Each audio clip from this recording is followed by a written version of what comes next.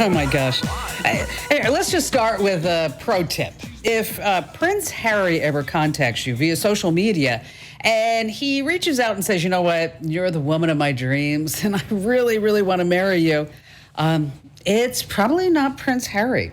Palwinder Kaur says that she was contacted by the Duke of Sussex, the royal formerly known as Prince, of course, on social media, and that he said that he didn't really love Meghan anymore because he wanted to marry her. And surprise of surprises, this woman found out later that her Prince Harry was operating out of an internet cafe. Oh, I know, so sad. You know the old saying, give a man a fish and he will eat for a day. Teach a man to fish, and he will start emailing people all over the world telling them that he is a royal prince. And you see, ladies and gentlemen, just an example of all the fun that we have here week after week as we talk about living the best digital life ever. I'm, of course, your beloved digital goddess, Kim Komando, here with you once again. That's right. And you can find the Kim Komando Show on over 420 top stations from coast to coast and streaming in your favorite radio app and available as a podcast over at getkim.com. And you can also hear us on the American Forces Network Radio. I love this, serving more than 375,000 American servicemen and women in 175 countries and 200 ships at sea. And I'm sure you have at least a few questions about something digital I can lend a hand to. And our T-Mobile Unlimited listener line is now open at 1-888-825-5254. All right, let's get started with 5 things that you need to know about tech that's happening right now. And we're going to begin with some really crazy news that if I were to tell you this 10 years ago, you'd be like, come on, Kim Komando, this has to be a science fiction movie. Now, what about a brain implant that you could control with a computer only using your thoughts? That's always been the goal of this California startup company called Neuralink. It was co-founded by Elon Musk 5 years ago. And it's definitely a fabulous idea for people with disabilities like paralysis who have a really hard time using any really type of electronics. So Neuralink has already implanted its chips into brains of rats, pigs, and now a 9-year-old monkey that's apparently able to play the video game Pong with just its mind.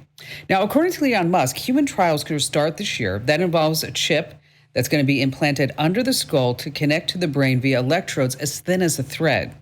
Now, going beyond medical implications, Musk has already said that we need these type of implants because artificial intelligence is going to take over. So we have to be smarter than the robots. Sure, but if you think having your home computer hacked is bad, what about if someone were to just hack into your brain? I mean, that would be horrible. But of course, they'd say, it's just all in your head. All right, number 2, who came up with these names anyway? Everything from checking your email to video chats to online shopping, having it all work together is possible because this global volunteer agency, it has a name, the Internet Engineering Task Force.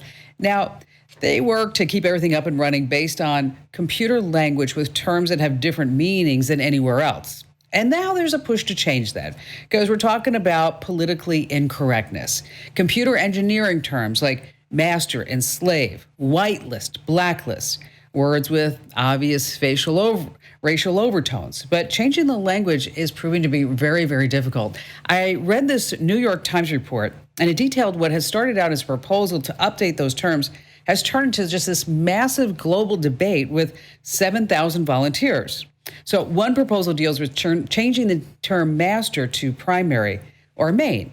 Blacklist would become blocklist, and the debate continues. So they need to get 7,000 computer engineers to all agree on new words. Like, that's going to happen. It reminds me of the time that 4 engineers went into a car. Stop me if you've heard me say this already, but the car wouldn't start. The mechanical engineer says, it's a broken starter. The electrical engineer says, dead battery. The chemical engineer says, impurities in the gasoline. That's why the car won't start. The IT engineer says, hey guys, I have an idea. How about we all get out of the car and then we jump back in? Get it like rebooting? All right. All right, moving on then. Number 4, if you need help updating your software, the FBI is here to help. What? That's right. Back in March, Microsoft announced that the Chinese government-backed hackers were exploiting flaws in Microsoft Exchange, which could allow them to break into countless computers. So once the news broke, it caught the interest of other hackers who wanted in, of course. And it's just simply because of how many people, tens of millions of people, hundreds of millions that actually use Microsoft Exchange. So the vulnerabilities still exist. So Microsoft got together with the US government and they started to advise organizations about how to patch their systems. But so many organizations aren't doing it. So guess what? The US government is going onto their computers to fix the vulnerabilities, the FBI. They've been accessing hundreds of hacked computers running Exchange to remove all this malicious code, they say, planted by hackers that allow them to control the systems remotely. Now, according to the DOJ, they do have a warrant. That means the FBI doesn't have to go ask you to go in and remove the code, although they're supposed to notify you after the fact. So regardless of the warrant, it does raise a lot of questions, doesn't it, about the jurisdiction and oversight on such a massive scale, and the FBI just being able to just go onto your computer and remove some vulnerabilities. As far as charging the perpetrators, the case continues. Finding them has proven immensely difficult because they apparently ransomware. Okay, number four. Hackers have to get their start somewhere. When you were a kid, getting your way was sometimes easy, just trying again. Okay, so you'd ask your dad would say, go ask your mom. And if she shuts you down too, that's the end of it. Well, here's what's happening. Michael Caine is a writer for The Late Show with Stephen Colbert, and he posted some really funny screenshots of text messages that supposedly came from his wife. So if you got kids in your house, you ought to pay attention to this, because the text messages, they weren't from his wife. They were from the kiddos, because they managed to get onto mom's computer and then start sending some text messages like this. Hi, honey, the kids deserve device time. They've been going through such a tough stretch of school. They've been really good at dealing with this all. Just a random thought. Love ya. Okay, it didn't take long for mom and dad to catch the kids, but he posted these screenshots over on Twitter. Of course, he had a lot of reactions. One person said they would be scared not to letting the kids have more screen time. Another said, let's have some revenge. Tell the dad to pretend he sold all the kids' electronics on eBay. Speaking of, I bought Neil Diamond's old Volvo on eBay. It was a sweet car online. Number 5, a bed in a shed. What would you do for $5 million? Would you agree to be locked into a well-furnished shed for 5 years while streaming your entire life? Well, that's what a guy by the name of Tin Inzana is considering if someone wants to pay him. He just spent 2 months retrofitting a shed on his family's property with a bed, a kitchen, and a bathroom. And the 34-year-old has been living inside this nonstop live streaming on Twitch since the beginning of the year. That's more than 100 days so far after living in his mom's basement. So Tim dances, he meditates, but his main focus is his 3D artwork that he sells online. It's okay, I looked at it. But here's his offer. He's going to stay locked away in the shed for 5 years, filling it with his artwork while being live streamed with a custom frame kind of hanging on the wall of someone who pays him $5 million. And he's going to stay for 10 years if you'll give him $10 million. He said that he would potentially stay there until he's in his mid-40s. Whoa, talking about social distancing. So apparently his fiance is okay with this whole thing. Maybe she doesn't like him. But the idea to spend up to a decade locked away on camera, live streaming for 24 hours a day for 10 years, wow. I don't think this guy's the sharpest tool in the shed. And our T-Mobile Unlimited listener line is open. I'd love to hear from you at 1-888-825-5254. And just a quick reminder is that if you ever have a question for me, you can always just drop it to me on the website too. And we use that as content for our tips and our tricks and secrets and things here on the show. And to drop me an email, and I do read every single one, just head over to komando.com. And then there's a link at the bottom of every single page that says, contact us. All right, how about we get this party started with Zeb in Altoona, Pennsylvania. Hi there, Zeb. Hi, Kim. How you doing? Fantastic. What's going on? Good. It's really awesome to get to talk to you. I've been watching your show, or I've been listening, rather, for about 2 or 3 weeks now. On my commute, and I leave it on just to be sure that, I hear you whenever I get in the car, and I, listen to you the whole drive home. Oh, well, that's sweet. So you just found the show a couple of weeks ago? Yep. That's I listened awesome. to you, and I really like Gary McNamara as well. That's awesome. All right, so what's going on, Zeb? So like you said, I'm a music producer, and for the first time in a couple of years, I'm building a new computer. And one thing that's really scaring me is, as a music producer, I have giant sound libraries. I have, a sample folder, and inside my sample folder is, samples of guitars, pianos, basses, and then inside those folders are like, different keys, Wow. A sharp, B flat, so there's hundreds and hundreds of files that are organized within files and in files and in folders. And So what kind of my music? question to What you- kind of music do you produce? Oh, I produce all different kinds of music. My favorite kinds to produce are like jazz lounge music and fun. alternative music. And I also like to produce electronic music as well. But I do all different kinds of music. Thanks for asking. Yeah, that's pretty awesome. Okay, so you just have files upon files upon files upon folders and folders and folders. And you know what? I totally get that because, being in the radio industry, we've got sound effects and, this file and that file. We actually also produce the Mannheim Steamroller Christmas show. So I understand where you're going from. There's a lot of stuff. So what's not happening for you? Well, so the last time that I've done this, and whenever my friends do this, they always run into the block of just transferring large sound libraries. Just the idea of like transferring your entire sample library to maybe like Google Drive, and then you upload it, and it takes hours to upload it, and then whenever you go to download it, maybe on a new computer, you find out that like dozens of files are missing here, and a couple files are missing there, and a couple files are missing here.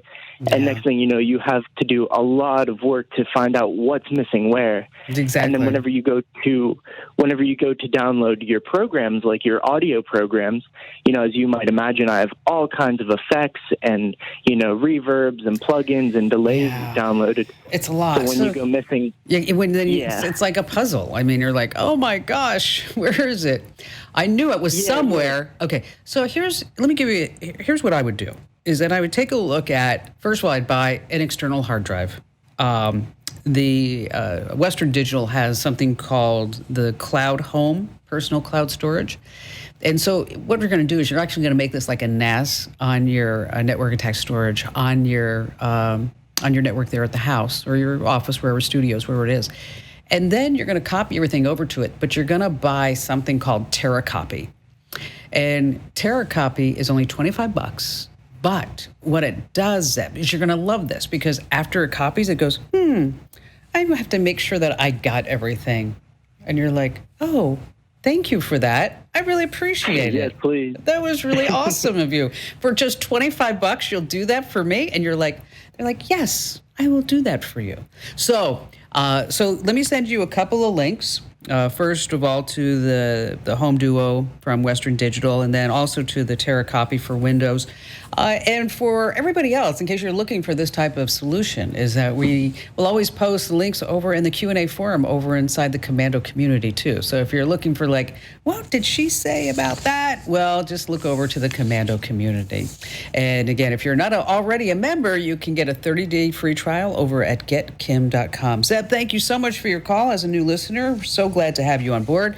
You don't want to leave us right now, because our digital life hack is totally coming right up, and it's fantastic. All right, a couple of things I need to pass along. First of which, over at Komando.com, we did a whole story about how local police departments are using facial recognition software. BuzzFeed News collected the data on the agencies and the companies, and they've tried or used this technology from a company we've talked about here on the show called Clearview AI. And if you want to know if it's been used in your area, you can plop the name of any U.S.-based taxpayer-funded organization, and then you can see if they've used Clearview software. We have the link to search the database yourself. Just head over to Komando.com and hit the link that says Kim Show near the top of the page. And Google Assistant has some new tricks that they unveiled this past week. And I'm talking about political parties They don't always agree with each other, right? And Google and Apple have always been on two sides of the fence, not really wanting to agree on anything. But recently, Apple started allowing iPhone owners to activate Google Assistant by voice when using Apple Maps. And then Google Home has now integrated Apple Music as an option for streaming. So paying it back, Google Assistant is now adding new features. So you can find, say, for example, you're missing iPhone if you have a Google branded or Nest smart speaker. And once you enable it in your iPhone settings, you say, hey, I'm not going to say it because then every Google Assistant throughout the country is going to turn on. Hey, G word, find my iPhone. And then it makes a sound even if it's on silent or do not disturb. And if you're still holding out hope that Apple will eventually allow iMessage on Android, it's not going to happen. And they also have a new feature that will speed up your online food orders at certain restaurants. Chains with Google Assistant will fill out the contact and payment details for you automatically. And, last time I went to pick up an online food order, one of the waiters said that there was no record of it. I was like, what's going on with that? I guess Google had trouble connecting to the restaurant's servers. Marlon in Chattanooga, Tennessee. Hello there, Merlin.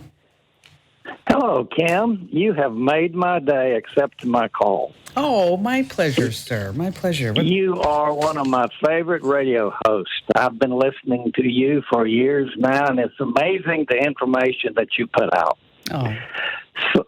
So what I have is my wife and I are in our mid-80s. She's a 9.5-year stroke victim. And I'm looking for a device that will feed into my iPhone if she has an emergency when I'm not present. Okay. Something that can I don't want to go into a medical facility. I don't want to go into the fire station or the ambulance station. I just want to come into my iPhone so that I can respond and take care of the situation at that point. Okay. Well, you've got a couple of options. You've got monitored or unmonitored by an organization. So, and all these there's a whole slew of these, Merlin. I mean, there's probably at least a dozen different devices out there. Okay. Oh, okay. And some of them will do things. Will cover it for your wife when she's in the home. And even when she's outside, you can pay an additional fee. And if she's out traveling or whatever, or somebody picks her up, wants to take her to the doctor, something happens, that button still works. And then there's an additional fee if you're worried about fall detection. And so you start looking at all these individual components. And the ones that are unmonitored, that's the one that you want. So it doesn't go to like a central station. It just goes to you. Yes. So you're going to look at an unmonitored system. And it could be, now there's like a wristband she can wear. There's a pendant that she can wear. There's maybe by where she sits a lot of time and watch TV or what have you, that there'll be you could put a button there as well. And so what it can do is you can program it to go to your cell phone and then maybe to a couple of other family members. And then if nobody gets an answer, then it will call emergency services. Okay. So that's the third choice. Yeah. So it's always going to, and I think you want it to default to emergency service. If you don't answer and she is in trouble, you're going to want somebody there to come help her, right? Yes, I think so. Okay. So there's 1, 2, and 3. Now, do you think she'll wear the pendant or the watch or? Yes, she will. I just, because of her short-term memory she lost during the stroke, she doesn't need to be dialing numbers. All she needs to do is push a button or perhaps speak into a speaker that might be attached to her clothing or something of this nature, that she doesn't have to go through a thinking process in order to activate it. Okay. That's fabulous. And so there are a couple of options. There's Medical Guardian, there's Life Alert, and another one that's pretty popular is Bay Alarm. But what I want to do is, before I tell you which one would be the best one for you, is I want to make sure that option that option, I'm not sure which one of those three has that option that it will go straight to your cell phone. So I just have to do a little bit of research for you, which I'm happy to do. Okay. Very good. But it'll just take, I'll get back to you, say, Monday or Tuesday next week. All right. As another option, okay, is that what I got my mother is, and the monitoring's great, and it's probably better than this, but I'm just going to tell you about what I did for my mom. My mother's 82, and she's fabulous. She's just great. I love her dearly. And I got her an Amazon Echo Show. And so it's about 10-inch screen. And now the new ones will actually follow you around the room. It's kind of crazy. It does all this tracking. So it's a camera that follows you around. But you can get the news and your messages, and you can order things and watch videos and all that and all this other great stuff. But I also got one for each of my siblings because they have something called drop in. So I can say a word, which I don't want to say her name, Alexa. Drop in on mom. And then the camera on this Echo Show just turns on, gives her like 10 seconds, and then it turns on, and then we have a video call, which it's really nice. And then she also uses it as a speakerphone for her iPhone. And I've seen her get the latest news and temperatures. Matter of fact, I told her to open the door, and she's like, I'm not opening the door. I'm like, no, it's nice outside. She said, no, look, the Echo Show tells me it's 83 degrees. I'm not opening the door. And so, but there's another side of this that gives me peace of mind, is that she can say a word, call for help. Yes. And so when she says call for help, it rings my cell phone. And so if you don't want to, if you don't want to go with all the buttons and dependence and I think that's probably too sophisticated for her to understand and to use. Fair enough. But I appreciate you going over that with me. That's an option. Keep in my mind. I might have to use it myself. Well, fair enough. So so I have your email address, and let me go through some of these options, and then for everybody else, I'll post everything that I send to Marlon over at Komando.com in the Q&A forum. And thank you so much for your call today, sir. And please tell your wife I said hello and appreciate you listening all these years. All right. Whenever you look at a TV and you sit there and you go, are the colors off? I think it was better in the store. Is it really supposed to be this way? Is that I want you to look at the settings, because over the last year, let's just face it, so many of us have watched more television, more streaming shows than ever before because of the pandemic. So what we did, we put together 4 settings that I want you to check to make sure that you're getting the best picture that you can out of your television without having to buy a new one. So we're going to start with number 1, the sharpness. It's a tricky setting. You think that by turning it up would be fabulous. Actually works the opposite way. On most modern TVs, the sharpness controls something called edge enhancement. And that works with the edges of the images, so an outline or halo. Sometimes you have like the soap opera effect. Now, when you start looking at your television's preset cinema movie modes, the sharpness is going to be turned down by default. If you want to tweak this setting, you want to keep turning it down until you don't see any outlines. Or just turn it down all the way to 0 and then bring it up in very, very small increments. Next on our list is noise reduction. Noise regains to like film grain, and it was an issue in older televisions. And if you're watching high def and 4K content, it's actually better to disable the noise reduction. 3 is we're going to talk about motion, smoothing, and blur reduction. It can help you watch sports and playing videos, as fast-moving content can be seen more clearly. It can also negatively impact this type of content. So with video games, motion smoothing can make lag, which is horrible, so that's why you want it disabled in any type of gaming settings. And then movies are broadcast in 24 or 30 frames per second. And when you turn on this motion smoothing, it may have a refresh rate of 80, 120, or even maybe 240 hertz. It can actually interpolate frames to bring the picture up to certain standards. And then finally, 4 is picture mode. And they have various modes. One is like vivid mode. It's really intended for when you actually see televisions inside of the stores because of all the fluorescent lights. And it may be turned on by default, so you make sure that you turn that off. And then we've got some other settings we tell you go into on your Samsungs and your Sonys and your Vizio as far as expert settings. And for links to all of these, as well as the steps that you need to know, look no further than the official homepage of the Kim Komando Show, which is, of course, KOMANDO. And when you're there, hit the link that says Kim Show. Hey, still to come this hour, there's a certain app that if you have it on your phone, it was downloaded I don't know how many millions of times, that I need you to delete it now. Tell you more about that, we have more of your phone calls here on the Kim Komando Show. All right, aside from the Kim Komando Show, we also do the Kim Komando Explains podcasts. And, we have different topics along the way, for anything from cybersecurity to making money to having your best web page and landing page ever.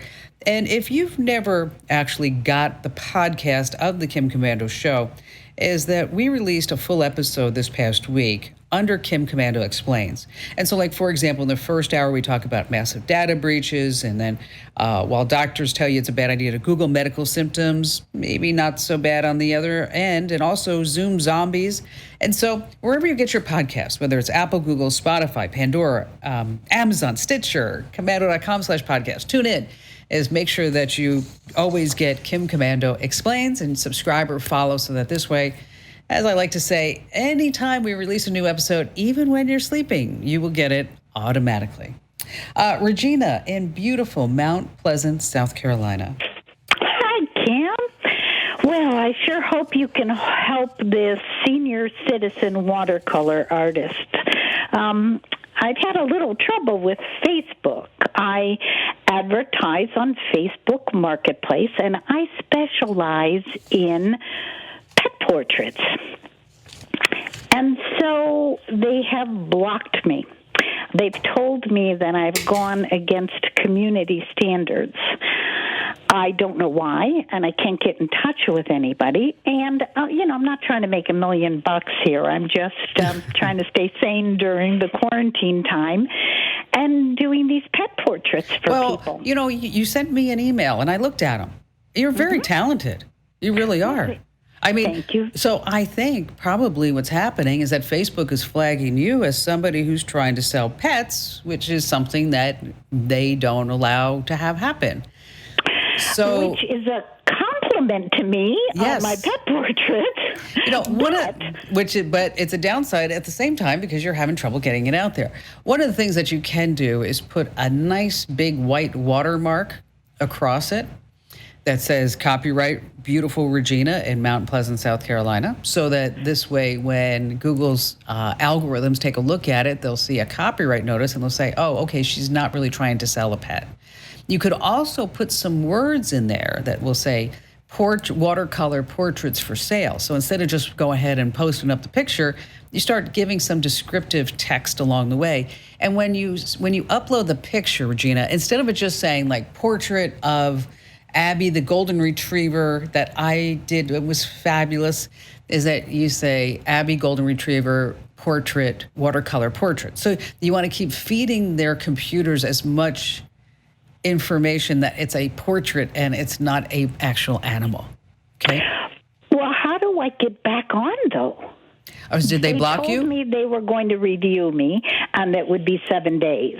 Well, that's you just have to keep. I wish I had a magical button that I could connect you to with Facebook, Regina, but with 2 billion members, we are all at the disposal of whenever they figure they want to get around it. What you can do is fire up a new Facebook account and under a new name and make it a business page, which is what I would recommend. And then you can also start selling on Facebook, on Instagram, or on both by setting up a shop with them. And so that would also be a way for you to start getting around some of the restrictions that they might have. Because if you are linking to their shop over on Facebook, the computer algorithms are probably less likely to tag you and flag you as somebody who's violating the rules as well. So you got some homework to do. Trust me. I would still follow up with Facebook and keep sending that support in and say, okay, it's been 7 days, it's been 12 days. What do I need to get back in action because you blocked me out on this? And then simultaneously start using those algorithm words so that their computer systems start knowing that it's a watercolor portrait, because you're a great artist. You really, truly are, Regina. I'm so flattered that you called me. And then on the same time, think about setting up a shop on Facebook for your portraits, because this way, that would also be a way you could link to there instead of your website. And those algorithm computers and the programs that they have would probably be less likely to flag you that way as too.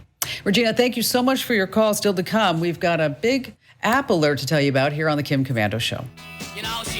So Fix Online was an Android app that promised free Netflix service. But guess what? Its real job was spreading malware through your WhatsApp messages. And when it was downloaded, it asked for all these permissions: overlay, battery optimization, notifications. And so here's the deal, is that if you downloaded anything, it promised you anything that had to do with getting free Netflix, just make sure that you delete the app. And if you need more information about that, of course, we have it all detailed for you over on our website. And you want to stay right where you are, because we do have another jam-packed hour of the Kim Komando Show coming up here on the Westar Multimedia Network.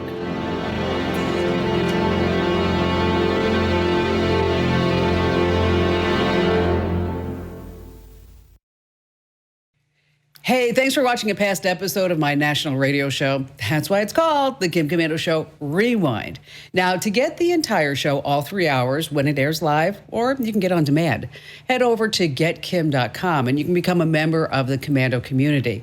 There are a ton of perks aside from just the show. You get free ebooks, a place to get answers to your tech questions, and more of me. So come on, what are you waiting for? Click that link right now and become a member. And thank you.